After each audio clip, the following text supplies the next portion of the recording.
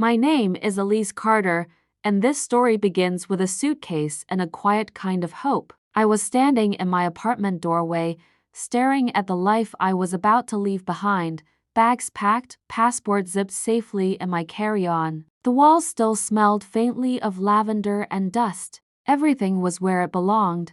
My books in color-coded rows, my tea collection lined up neatly in the kitchen cupboard, my grandmother's quilt folded at the foot of the bed. It was the kind of home that didn't just hold you, it remembered you. I was leaving for a work assignment overseas, a big one. The kind you don't say no to if you're ambitious, which I am. Months of preparation, late nights, and complicated forms had brought me to this moment. I was excited, nervous, mostly ready. The only loose thread was the apartment itself, this little place I'd carved out of my own sweat and solitude. That's why I asked my parents for a favor. Just check on the place every once in a while. Water the plants, maybe air it out so it didn't get musty. Nothing big. I trusted them. I thought I didn't need to worry. And that trust felt natural, casual. Like tossing your keys into someone's hand and knowing they'll keep them safe. I remember the hug from my mom that day. Tight, lingering, like she was proud but also worried. Dad just nodded, as he always does, like he'd already moved on to something else in his head. We didn't talk much about the logistics. It was a given I was the responsible one. I handled things. If anything, I think they still saw me as the one who didn't need help. Just space. I didn't know that handing over those keys would be the last moment I recognized my own home. On the flight, I imagined coming back. I pictured walking through the door, the sun falling through the window the way it always did at p.m. I thought about making tea in my mug with the chipped handle, curling up with my favorite book on the couch. I had hauled up 5 flights of stairs by myself. I had no idea that while I was dreaming of home, someone else was quietly erasing me from it. That part didn't come until much later. Back then, all I knew was the thrill of leaving, of going somewhere new, doing something bold. I even felt a little guilty for being so excited, for barely looking back once I reached the airport. I sent a quick text to my mom. Boarding now. Love you. I don't even think she responded until I landed. The apartment was safe. The plants would be fine. My life was paused, but intact. At least, that's what I believed. But sometimes betrayal doesn't come crashing through the door. Sometimes it walks in quietly, wearing your sister's smile. At first, everything seemed fine. I settled into my new routine overseas: early mornings, long meetings, strange food that grew on me faster than I expected. There was a strange kind of peace in being far from home. Distance made my life feel smaller, easier to manage, like I'd tucked it into a drawer for safekeeping. Every now and then, I'd think of my apartment and smile, picturing it exactly as I left it, quiet, undisturbed, waiting for me. I didn't hear from my parents much. My mom would send the occasional check-in text, things like, "Hope you're sleeping okay over there," or "Your dad fixed the squeaky cabinet in your kitchen."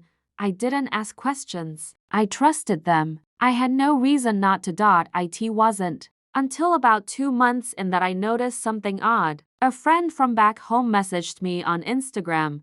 "Did you move? Your sister said you're not coming back." I stared at the message for a long time, unsure how to respond. Not coming back? That wasn't just wrong, it was bizarre. I laughed at first, typing back something like, "Of course I'm coming back, just working abroad for a while." But the seed had been planted. I couldn't shake the weird, itchy feeling under my skin.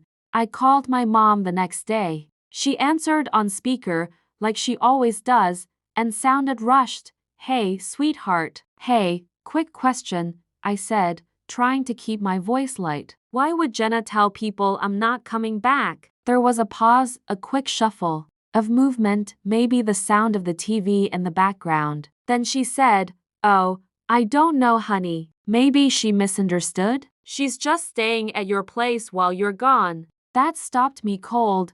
"Wait, what?" "Your place," she said, like I hadn't heard her. "We gave her the keys a few weeks after you left. You said we could keep an eye on it, and, well, Jenna really needed a place." Mom, I said slowly. You gave her my keys? Without asking me. She didn't have anywhere else to go. You know how expensive rent is these days. It just made sense. It just made sense. I didn't yell. I didn't cry. I didn't even know what to feel. I think I mumbled something about needing to get back to work, then hung up and stared at the wall for a long time. I felt hollow, like the floor had fallen out from under something I didn't even realize I was standing on. That apartment wasn't just a place. It was mine. My first real step into adulthood. I had chosen everything in it. I had worked to afford it. I had loved it, fiercely, quietly, in the way you only love something that reflects who you are when no one's watching,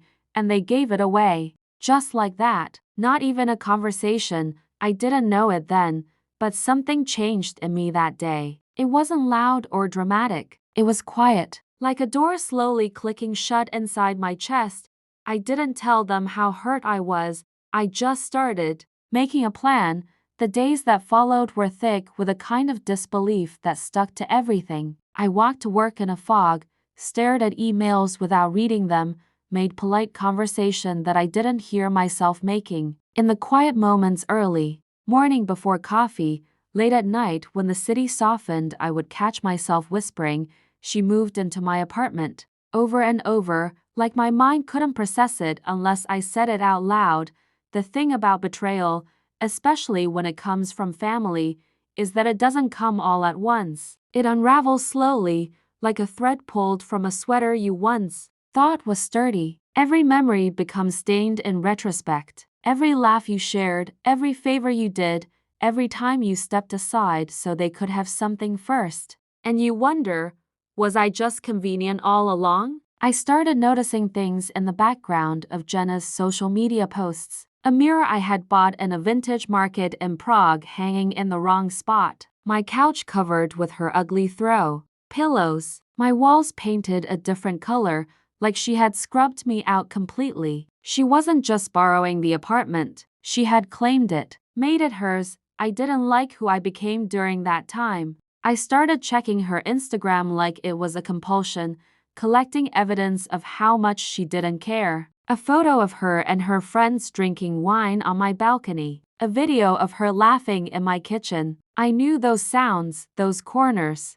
of the apartment, but it was like watching someone live inside my skin while I stood outside, locked out. The worst part, she acted like it was normal, like I had vanished and left a blank space she was entitled to fill, and no one around her least of all our parents seemed to question it. I brought it up once more with my mom. I had to. I couldn't pretend I was okay with this. I never said Jenna could move in. I told her, keeping my voice calm but firm. That wasn't yours to give, she sighed, like I was being difficult. Sweetheart, you were gone. We thought you wouldn't mind. She was struggling. She needed it more than you did. I wanted to scream, but all I said was, I needed it too. I just never asked. It was like talking to a locked door. Their version of fairness had always had this strange tilt to it, one I didn't fully see until now. Jenna was the one who needed saving. I was the one who could be leaned on, dismissed, used. I ended that call early too. There was no use arguing with people who had already decided your place in the family was optional.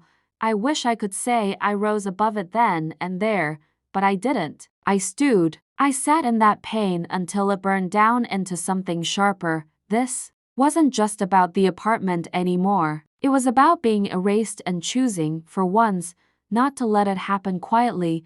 I came back earlier than planned. The project overseas wrapped up ahead of schedule, and I didn't tell anyone. Not my parents, not Jenna. I booked the ticket in silence, packed my things with a strange kind of calm. It felt like the kind of decision you make after walking too long in the wrong direction, quiet, firm, without ceremony.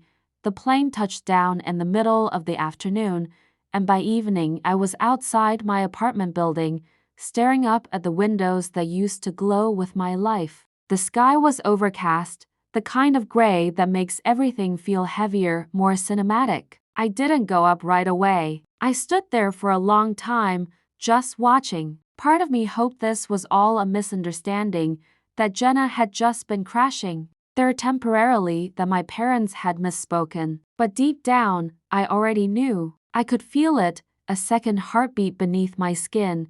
I rang the bell. No answer. I still had my key, my original key. I pulled it from my bag with hands that barely shook and slipped it into the lock. It turned. The door opened, and there she was, standing barefoot in the kitchen, holding a glass of wine like she owned the air around her. She didn't even look surprised, just annoyed. "Elise," she said, like I was the one intruding. "What are you doing here?" That question landed like a slap. I almost laughed, the kind of laugh that breaks down into something else. But I didn't. I just stepped inside and looked around. My books were gone. My photos were taken down. The plants I'd raised were wilted or missing. She had painted one of the walls a pastel pink, and the couch was gone, replaced with something cheap and trendy. It was like someone had wiped away my fingerprints. I didn't know what to say. I walked through the apartment like a stranger, each step confirming what I feared. This wasn't mine anymore. Not physically, not emotionally. She had occupied it completely. Jenna leaned against the counter. "I thought you were gone until December. I came back early," I said. My voice was quiet but steady. "I didn't know you'd moved in. No one told me." She rolled her eyes. "Well, Mom and Dad said it was fine. I figured you didn't care." I didn't answer right away. I just looked at her, really looked. And in that moment, I saw her. Not as my sister, not as the girl I used to build forts with or whisper secrets to, but as someone who had taken something from me and felt no guilt, no pause. She wasn't sorry. She wasn't even unsure. "I never gave you permission," I said finally. She shrugged. "You weren't using it." That was the moment. The click inside me. The final turn of something that had been breaking slowly, bit by bit. I didn't yell. I didn't fight. I just nodded, took a last look around, and walked out the door. I had come back and found nothing waiting for me, but that didn't mean I had nothing left. For a few days, I didn't do anything. I wandered through the city like a ghost, staying at a cheap hotel downtown with stale sheets and flickering hallway lights. It was a place no one would think to find me, and that was the point. I needed to disappear, just enough to breathe, just enough to think. I walked the streets I used to know so well, past old bookstores, corner cafes, the park bench where I once cried after my first real breakup. Everything looked the same, but I didn't. I felt different now, like something had hardened inside me, not in a bitter way, but in a way that refused to be stepped on again. I kept replaying that moment, Jenna in my kitchen, the way she barely flinched when I walked through the door, like I was the one who had disrupted her peace, like I was the one who owed her an explanation. I couldn't stop hearing it. "You weren't using it." The words gnawed at me. I heard them in the shower, in line at the coffee shop, in the quiet buzz between sleep and waking. Not just what she said, but how easily she said it, like it had never even crossed her mind to feel wrong. And worse, my parents had backed her. They had handed her the keys to my life with the same casualness as someone passing the salt. I tried to make sense of it. I tried to find the thread of logic or love that would make it okay. But the more I thought, the more I realized something brutal. They didn't expect me to fight back. Not Jenna, not my parents. They thought I'd just absorb it, adjust, that I'd be understanding, as I always was. That hurt more than the apartment itself. I'd always been the one who didn't make a fuss, the easy daughter, the one who worked hard and solved her own problems, who didn't fall apart, who didn't ask for much. Jenna was the opposite, dramatic, messy, always needing something. They rushed to her because she made them feel needed, and I was self-sufficient, which apparently translated into disposable.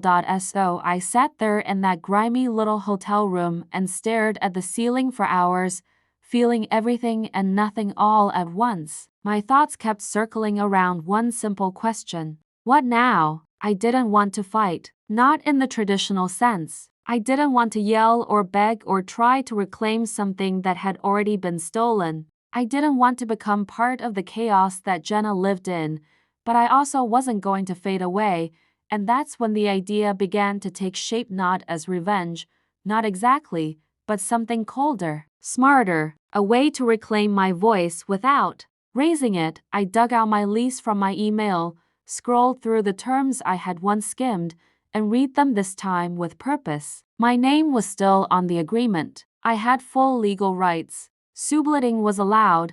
I didn't have to ask for my apartment back. I just had to give it to someone else. It's strange how calm revenge feels when it's not born of rage. I wasn't shaking with anger or plotting dramatic confrontations. There were no fantasies of shouting matches or slammed doors. What I felt was quieter than that, more grounded. It was clarity. It was the realization that I didn't need to burn anything down to take my power back. I just needed to stop asking for what was already mine. I started by calling my landlord.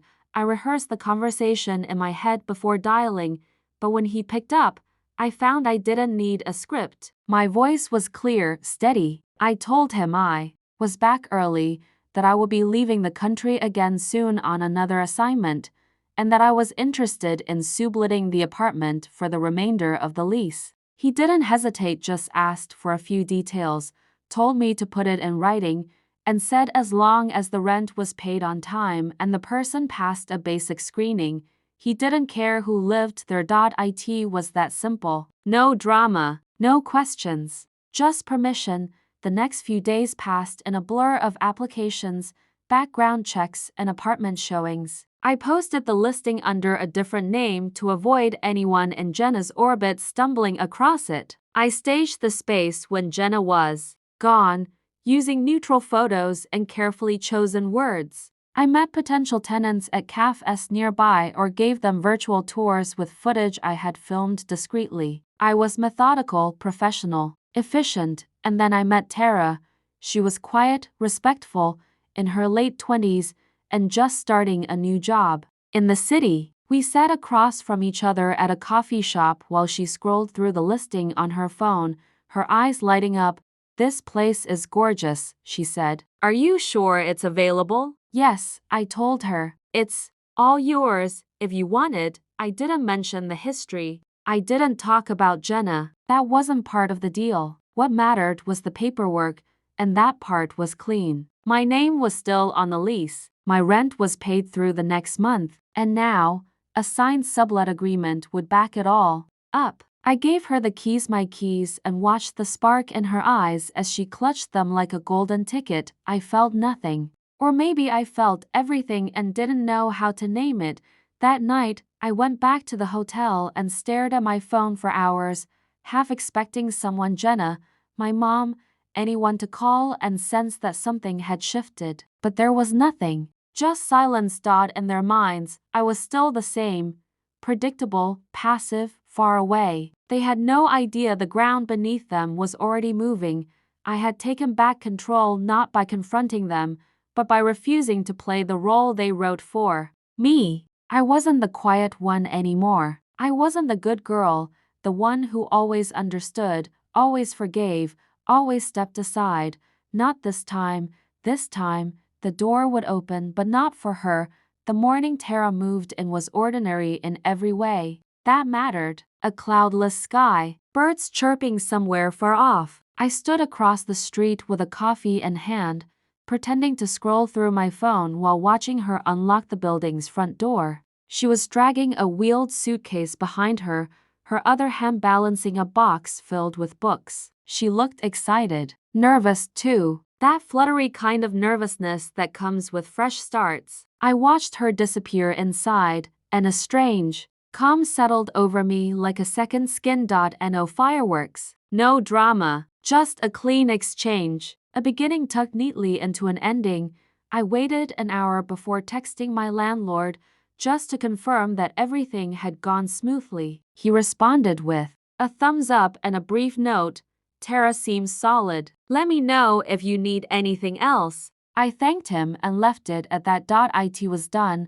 For the first time in weeks, I allowed myself to breathe fully. There was no guilt, none of the twisting shame I thought might creep in. I didn't feel like the villain. I didn't feel like anything. less than whole. What I had done wasn't about punishment. It was about boundaries, about not letting the people who love you decide what you're allowed to have. I didn't tell anyone I was still in town. I kept to myself, staying at the hotel by night and wandering the city by day. I even passed by my parents' house once, sat parked across the street, lights off, engine humming. But I didn't go in. I wasn't ready to face their faces, yet the rehearsed concern, the easy justifications, the kind of love that only knows how to give when it's convenient, they had made their choice. And so had I. Jenna didn't come back that night, or the night after. I knew from her social media that she was at some beach house up north with friends, her stories filled with bonfires and bad acoustic covers and filtered sunsets.